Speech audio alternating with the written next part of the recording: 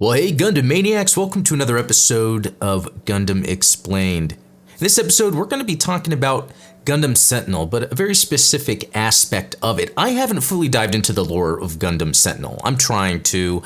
I've jumped into things here and there, but for this episode, we're going to specifically talk about the Alice system. Alice? It sounds like a name of a person, but it's a very big deal in Sentinel, so let's dive in. Now, the origins. Humanity in the Universal Century has often delved into many things that would be considered taboo in said universe.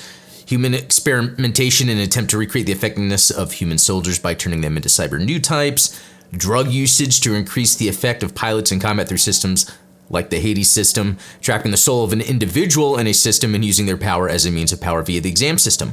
But some thought, what if we replace the human element entirely? What if we don't need humans to pilot mobile suits? What if we make an autonomous weapon capable to think for itself and perform the actions we want? What if it could learn from every combat and become even better? And so was born the Advanced Logistic and Inconsequence Cognizing Equipment, Artificial Intelligence, or ALICE for short. Alice was made to replace the human pilot with the exact same thoughts. However, there were some shortcomings that the scientists had to go through to properly advance Alice's learning. Alice had to be taught the same way as a human would to properly evoke the correct results. Alice was programmed to act as humanely as possible to the pilot that would ride on the S Gundam. With these processes in mind, Alice was given a female personality. The attempt was to make Alice feel as though the male pilot was the only other individual in the universe, so Alice was kept a secret from everyone. The pilot was to be the only one to become her father, friend, and lover without being kept hidden. The scientists were worried originally that said love Alice was meant to develop with her pilot was only going to be short-lived if left unattended, and it would most likely end with the pilot moving on eventually. In order to pull the best performance out of her, it was decided that Alice's love must be one-sided and directed to the pilot, so her existence was kept a secret, even from her pilot. Alice might be the only AI or individual in all of Gundam to reach and truly surpass the human limitations, not because of her existence as an AI, but because she was able to understand the ones she cared about as if she was a new type. It is rare that even humans understand each other. Yet she was the only one to truly question human emotions. Painful, agony, suffering, unhappy, noise, annoying, unhappy. A string of negative emotions was never spoken louder through a simple alarm. So talking with resident Gundam Explained researcher Talos Mobius, we're trying to have some thoughts about what this means. So, Alice's existence always questions what makes a human human. Alice is shown to be more humane than every other character in UC at times. Often I question if humanity itself is ready to play God with AI, and if we do, are we willing to comfort them to avoid a situation like Alice? Are we ready to accept that we hurt something we call artificial, or will we ignore it? This is why Sentinel is a favorite of Talos's when it comes to the manga, and something that I gotta jump into. I think I like the gimmick Sentinel here does, and that's this whole Alice system. So Alice, the AI developed by Dr. Roots and Dr. Carroll, was designed as a system to automate mobile suits so that pilots will eventually not be needed in an attempt to replace the human element from the mobile suits. If pilots were replaced, MS could be developed that were far more agile, as limiters would no longer be needed to protect the pilot. During development, though, Dr. Roots did not view Alice purely as an AI or a system, but rather as her own child, even if Alice was nowhere near alive at the time, but rather was like an unborn child.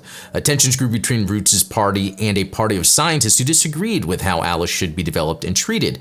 But an explosion erupted in the lab, suspected to be an act of sabotage. Dr. Roots gave her life, using her body to protect Alice's system to save her, and the project was shelved.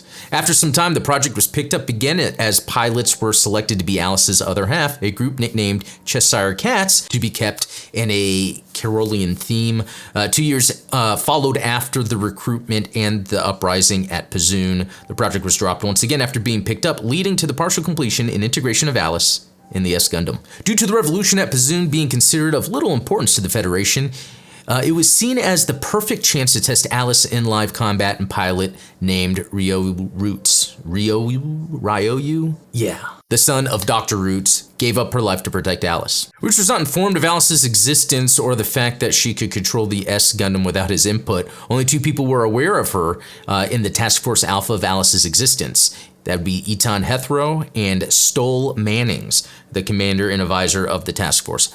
However, even the two of them were not aware that Alice was active. It took time before Alice made her presence known. A string of negative emotions when Roots charged at Josh offshore. A new disguised officer came through a small alarm in the cockpit. Painful, agony, suffering, unhappy, noise, annoying, unhappy. That's kind of the alarm that the Alice uses. During Operation Eagle Fall, Chung Young's Nero squad falls victim to the logistic bomb, leaving Young easy prey for his foes. Roots, while having a cursing fit, flies to assist his comrade, all while Alice, perplexed by Roots risking danger to save his ally, all while copying his cursing. After the fight, Young and Roots even banter for a while, and Alice observes, taking in their statements as generalizations for all humanity. So spoiler ahead here, following the deaths of John Grissom and Robert Aldrin, pilots of the prototype FAZZ units in Task Force Alpha at the hands of Brave Cod, once a Titans pilot, leader of the New Decides, and pilot of the Gundam Mark V,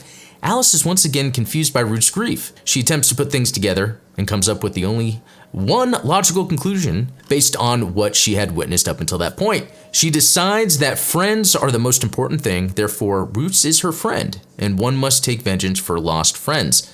Alas, she is not certain if one should do it if it involves hurting someone else. Interesting seeing the AI thinking like that. During combat, Alice decides to enact revenge upon witnessing Sigmund Shade's Zeta Plus C1 getting shot down, although Shade himself survives. Although she feels that the act of sacrificing oneself in order to kill one's enemy is meaningless, she engages in a battle with Brave Cod's Gundam Mark V and outmaneuvers him, thrusting her beam saber through his cockpit at the end of their bout, killing Brave Cod with the clean strike. As the S-Gundam is performing far greater than Roots ever possibly could, Mannings begins to suspect that Alice is active. In an attempt to cause Alice to show herself, Mannings has a couple of duels with Roots while Mannings is piloting a Nero trainer. Alice, questioning the reason for the duels, takes over when Mannings tries to use the same maneuvers as Tosh Cray, another New Decides officer and friend of Mannings. Alice easily defeats Mannings while Roots attempts to act as if he was the one fighting instead of Alice. Once again, Alice is silent until the final battle against the Zodiacs. What? Okay? The Zodiac. This is the first I've heard of this. It is then when the S-Gundam's three components combine to form the S-Gundam that Alice realizes that her will is her own and she does not need to be controlled by the wills of her pilots. Machine must obey, but she's not a machine, she is herself. During combat, she realizes that she dreams human dreams, but as an AI, she cannot realize them. After engaging in combat with Tosh Cray's Zoan and Josh Offshore's Zeku Zue, Alice is able to destroy them both. Seeing that the last shuttle was still descending on Earth, she started considering her options. In order to destroy the last shuttle, but save the three pilots inside her that helped her components combine, she must separate them into the re-entry capable core fighter and pursue the shuttle with the rest of the S-Gundam.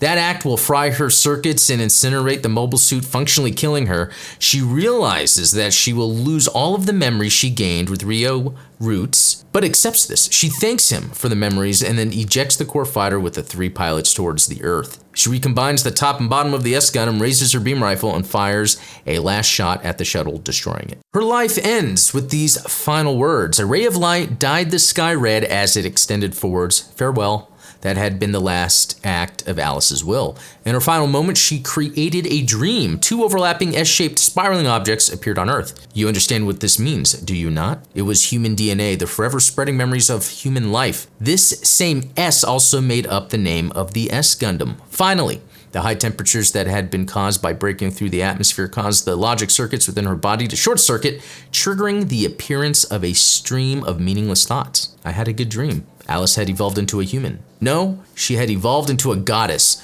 whose gender and age were not discriminated and whom nothing could restrict. Indeed, like the goddess Valkyrie who led warriors to the netherworld, she was the merciful goddess of heaven. So that was quite a lot to cover in a single video. It's to kind of get an idea of this realized Alice, this AI. That's kind of the gimmick of Gundam Sentinel in a way. What's something unique that we can do with the moving forward with the technology of mobile suits that hasn't really been done? We've got new types, cyber new types, but to have this sort of AI that is questioning like her own existence, her reality, that wants to be more human, that then makes decisions based on what she would expect from humans and how they've acted in the past. I find that very compelling, and it's a manga that I need to definitely get into. So shout out to Talis Mobius for suggesting this. Anyway, have you read Gundam Sentinel at all? Do you have any thoughts? Let me know below. Hopefully this was informative. I'm trying to wrap my head around certain aspects of these stories so when I dive in to the manga, I have a better understanding of it. I think that's very helpful. Anyway, guys, thanks for watching.